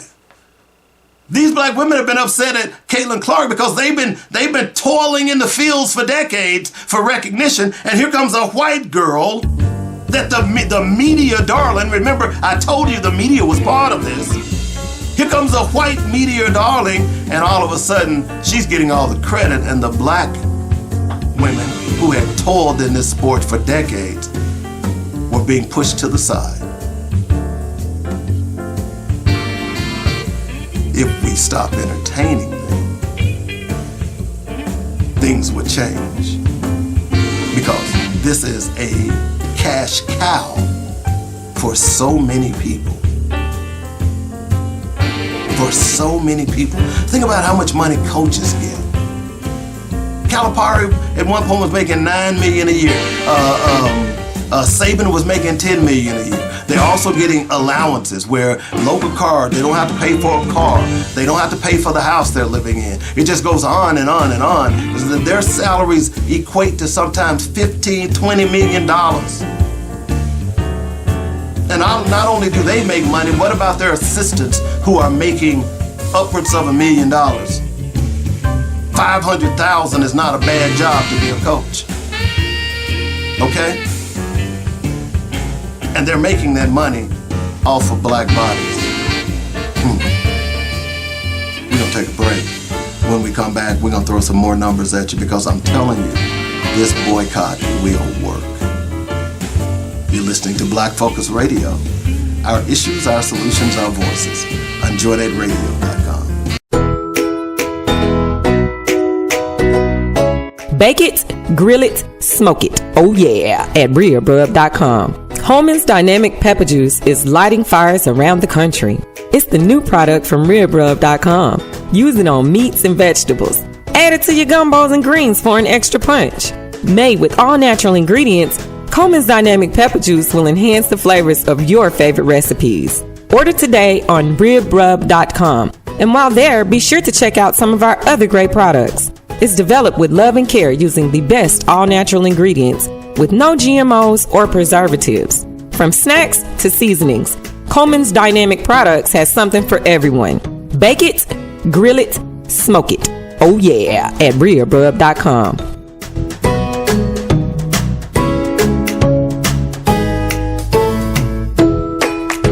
Hey, beautiful.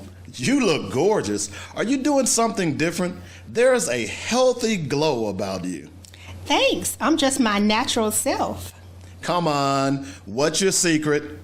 Okay. Since I found SkinTentional.com, I've been getting a lot of those comments. SkinTentional.com? Yes. SkinTentional.com is handcrafted, luxurious natural baths and body care products. Crafted for those with a designer's taste for high-quality skincare products, but won't break your bank. From body butter to oils and soaps, SkinTentional has something for everyone, including the man in your life. Get your man some beard balm and oils. And yes, they offer body butters and soap for him as well, without making him smell like flowers. Go to SkinTentional.com and check out their amazing products. They believe self-care should be an intentional and joyous experience for all. SkinTentional.com. Pigskin, check. Round ball, check. Hard ball, check. Hockey puck, check. Burning rubber, check. We got it all on the weekly sports page with David Coleman. What else do you need? Did I say food? Can't have sports without food. What kind of show is this again? A sports show. Oh, okay. Pass me those rib nuts. Yeah, we do have it all and a whole lot more with me, Dynamic David Coleman, on the weekly sports magazine. All right, welcome back to Black Focus Radio. Our issues, our solutions, our voices. 855-525-5683 is the number. That's how you get in touch with me if you'd like to join the show. Here are a couple of riots that I've been talking about, and this is a list of a lot of them, but here are a couple of them. The Colfax Massacre, Rock Springs Massacre, Wounded Knee Massacre, Wilmington Coup and Massacre. Let's see, Atlanta Race Riot, Springfield, 1908, East St. Louis, the Porvenir Massacre, 1918, Chicago Riot, 1919, Ocoee, 1920, Tulsa, 1921, Rosewood, 23, Harlem, 1935. One thing again, as I go over these lists, they never talk about Elaine, Arkansas. So I wanted to throw that out there because that's kind of been a backdrop of what we're talking about today. So I spent the entire last segment talking to you about Missouri in 2015 and how that boycott changed Missouri basically forever. Unfortunately, many of us have forgotten. And part of the reason I wanted to talk to you about that is because I wanted to let you know that, yeah, boycotts do work. But how you apply them is what's critical in their success. You have to apply them to the point where, number one, they can be sustained and there can be immediate damage. You see, the Montgomery bus boycott lasted 381 days. And you say, well, that's not immediate damage. That was over a year. But it was immediate damage because immediately, not only did they have the bus boycott, black people were boycotting other businesses as well. That's the one thing people don't talk about. It wasn't just the bus boycott. If they could get it from a black person, that's what they were doing. They had stopped going to white restaurants.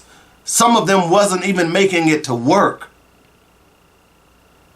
It's similar to what's happening with Hispanics now on some of these housing sites.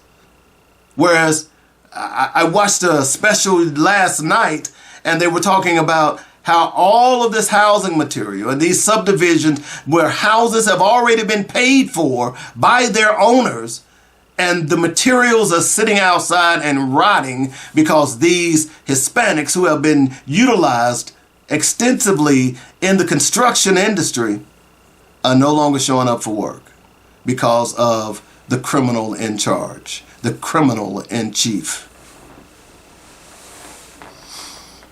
So the boycotts are working. Now, those Hispanics didn't plan to boycott, but they are. They're working. The University of Missouri showed us that this could work as well. I want to give you this information again. This is at USA Today. All right. School NCAA finances, revenue and expenses by school. Now, what I like about this chart is that it gives you the revenue. In other words, all the money that they've earned via school, via athletics, and then it gives you the revenue. We don't really know, the expense. Don't really know if the expense is true, but hey, we got to think that it is. But I want to give you the revenue. I'm going to give you the top 20. Starting at number 20, Arkansas. Okay? 144,319,000. Well, I'm just going to 144 million. Oregon, 140 million. Tennessee, number 18, 157 million. Clemson at number 17, 143 million. Kentucky at number 16, 153 million. Florida, oh, wait a minute. I'm sorry. Let me start over. I'm giving you the expenses. Let me start over. Let me give you the revenue. Let's start again at Arkansas, $152 million. Let's start at Oregon, number 19, $153 million. Tennessee, number 18, $154 million. Clemson, number 17, $158 million. Number 16, Kentucky, $159. Number 15, Florida State, $161. Number 14, Virginia, $161, $900. Number 13, Indiana, $166. Number 12, Michigan State, $172. Number 10, Oklahoma, $177. Number 9, Penn State, $181. Number 8, Florida, $190. Number 7, Texas A&M, $193. Number 6, LSU, $199. Number 5, Georgia, $203. And I'm talking about millions, folks.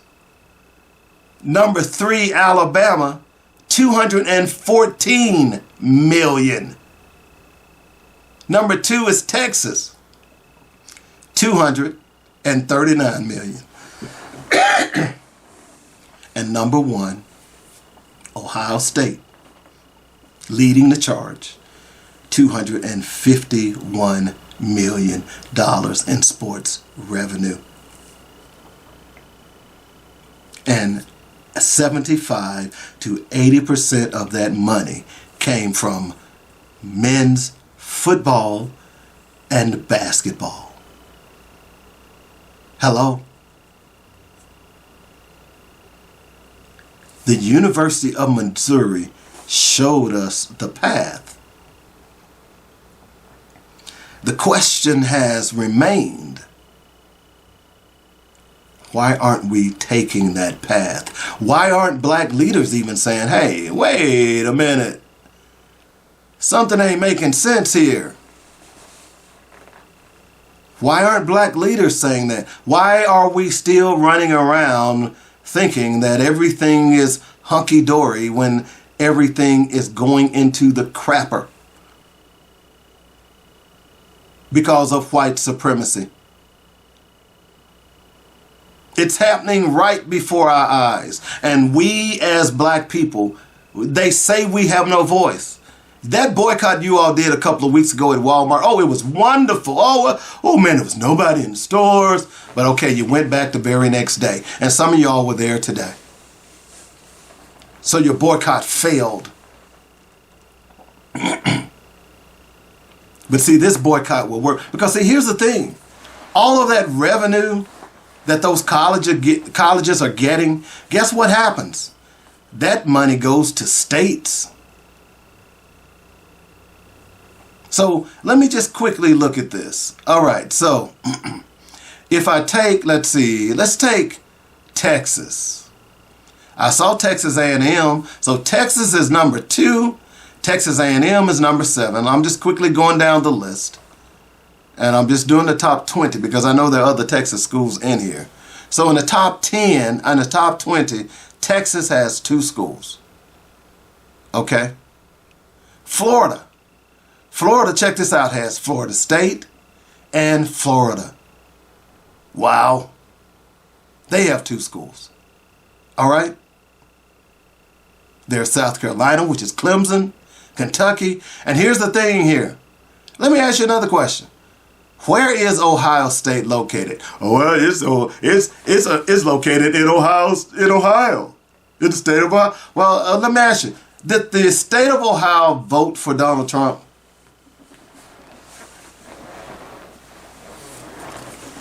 I'll wait.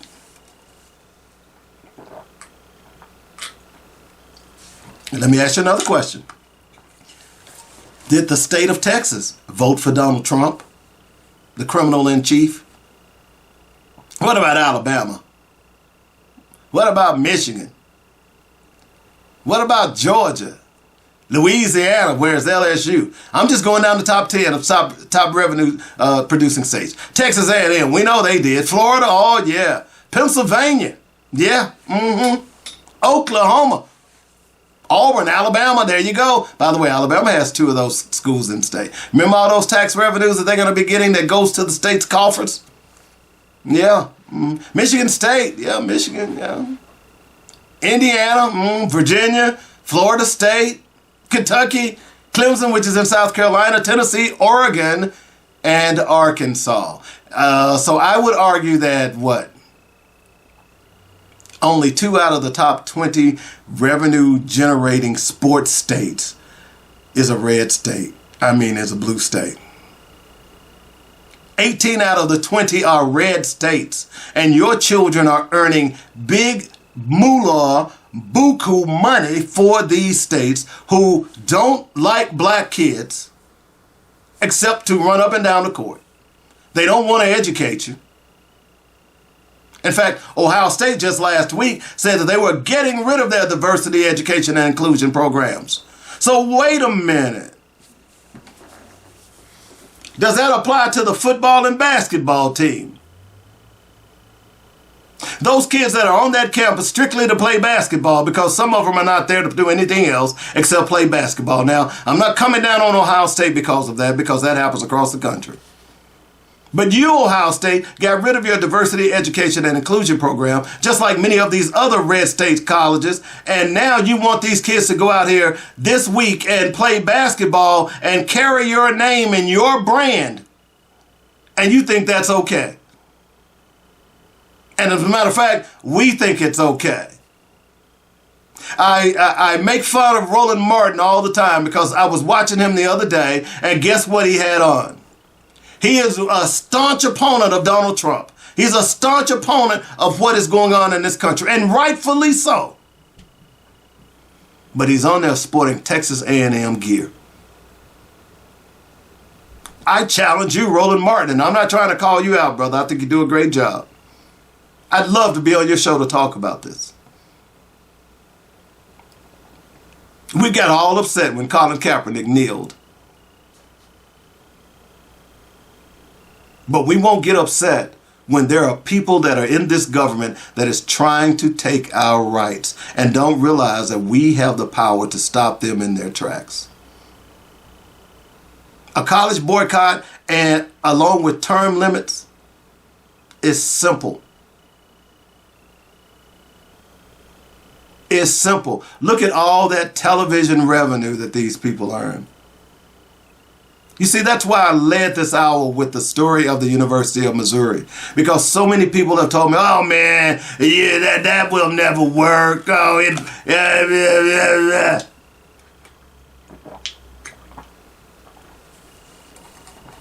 yeah, it'll work.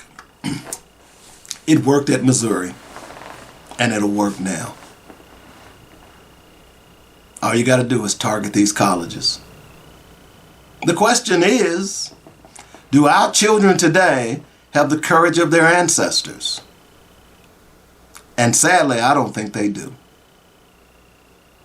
They've won.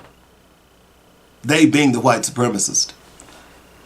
You know, they understood that all they've got to do is make it mean something to you. And you'll crap on your own people. You will, and that's what you've been doing. That's what you've been doing for years now.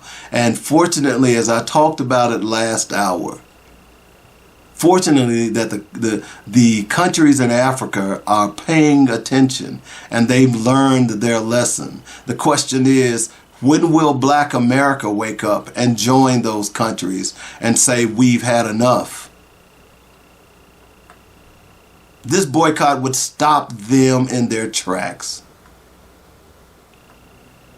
It would stop them in their tracks.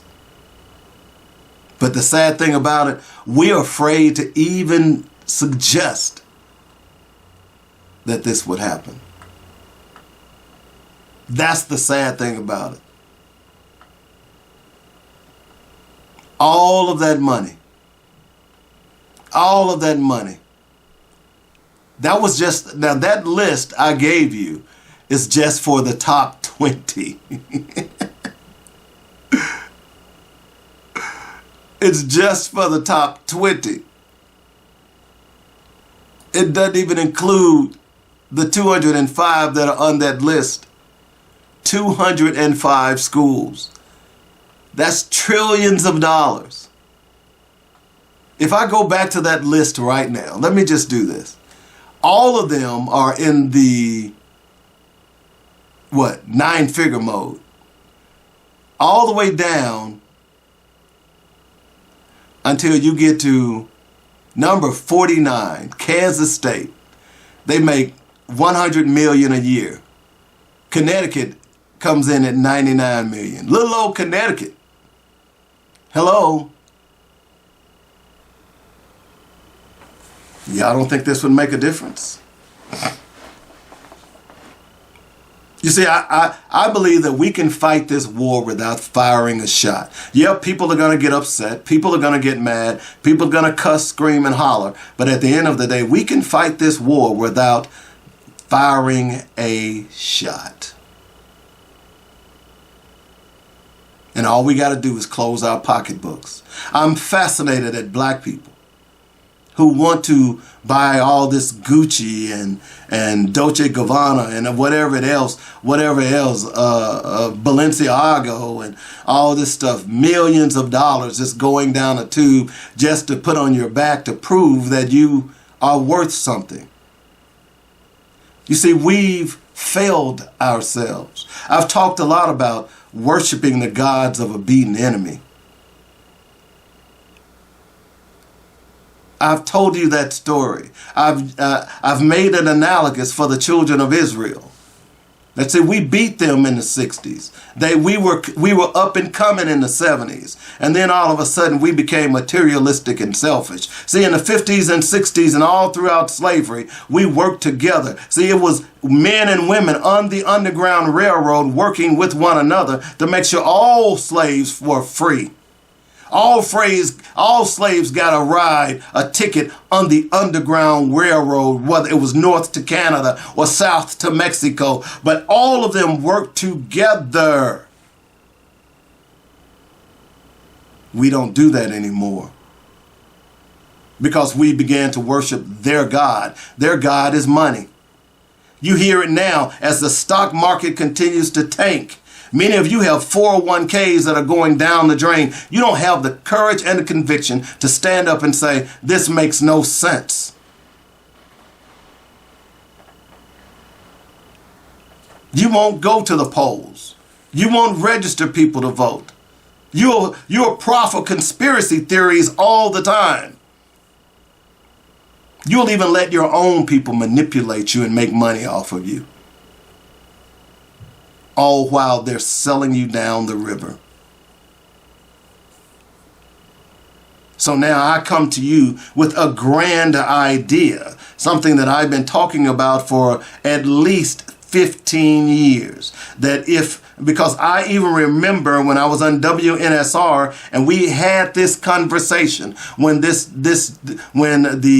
Ed O'Bannon suit came to fruition, and we talked about it, and I've said it on this show that remember we had the conversation that what would happen to sports if black people were not playing, and we opened up the lines to allow some of our callers to make their statements, and every one of them, to a man and woman, said that black sports would not be anywhere it is today if not for black people.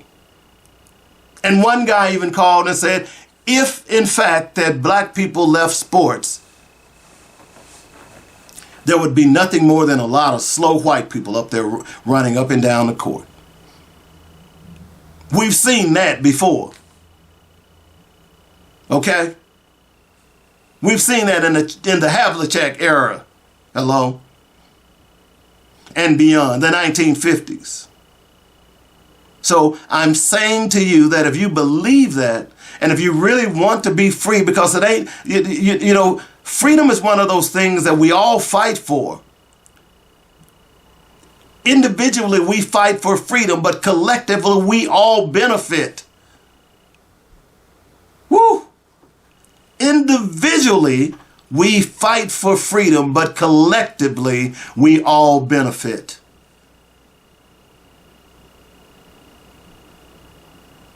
So we have to understand how to apply this fight. And the fight that I'm talking about right now is clear as the nose on our face. It's as clear as the nose on our faces. We must fight. We must decide that we are not going to take this anymore. And we have to go to our kids. And we've got to say, look, we need you to join the fight. I was impressed that Gary Pinkel, the coach of the University of Missouri, came and joined his students. Because we should be long past racism, but we're not. And we're not going to be past it anytime soon. Let me just do this before I take our last break. I'll tell you what. When I come back, I'm going to tell you something that Lyndon Baines Johnson said. Like I said, white genetic annihilation is real, and we can fight it with our dollars. Just the question is, are you ready to join the fight? Back in a moment is Black Focus Radio, our issues, our solutions, our voices on joynetradio.com. You can't take a woman on a coffee date to get to know one another or a walk in the park anymore because everybody in our community is so materialistic. Everybody in our community is worshiping the gods of a beaten enemy.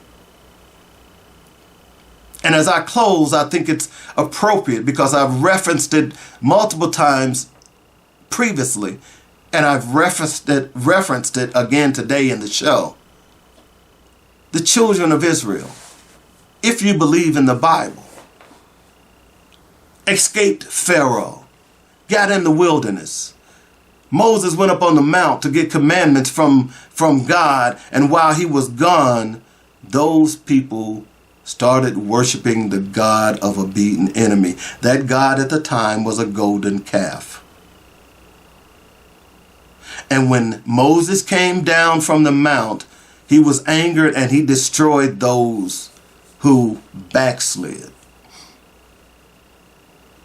I surmise to you that we are in the same predicament. The question is, what's going to cause the deaths of our black backsliders? Because, see, when we were in the 50s and the 60s and the 70s, we were living in the same neighborhoods, going to the same schools. We were borrowing sugar from one another. We were supporting all of our causes, SNCC, Black Panthers, the SCLC, all of them. We were the NAACP, the Urban League. We were working together for one cause. And then we became free. The 80s and the 90s, where we allowed rap music to color our disposition. We allowed music that was giving us a message, that was guiding us in a positive direction, to be corrupted by white record executives, the media. And it corrupted our children. It even corrupted us. We allowed a black person to be the architect of distribution of cocaine and crack in our community, and we forgave him as opposed to rocking him, stoning him. We are worshiping their gods because now it's about money. It's about that bag. It's about getting those dead presidents. It's no longer about morals. And when you can sell your morals out, then we are truly lost. Best friends sleeping with other people's girlfriends, and the list goes on and on. And I'm not trying to preach to you today, but at some point, if we're going to solve our problem, then we are going to have to change who we are. That's why they're winning. Because you are worshiping the God of a big man enemy. Now, who is that God? It's his money. And on that note, it's time to go. I hope you all enjoyed the show. Remember to support our sponsors. And don't forget that if you would like to sponsor this show or any segment of the show, we'd be glad to have you. No ifs, ands, or buts about it. Hello. One thing, and I'm going to leave you with a quote from Malcolm X. Is the sheep preaching hate when he says that I'm not going to let the wolf eat me anymore? Think about it. Have a great day. It's Black Focus Radio. Our issues, our solutions, our voices on joynetradio.com. You've been listening to Black Focus, where we discuss our issues with our solutions and our voices. Join us every weekday afternoon at 1 p.m. on joynetradio.com.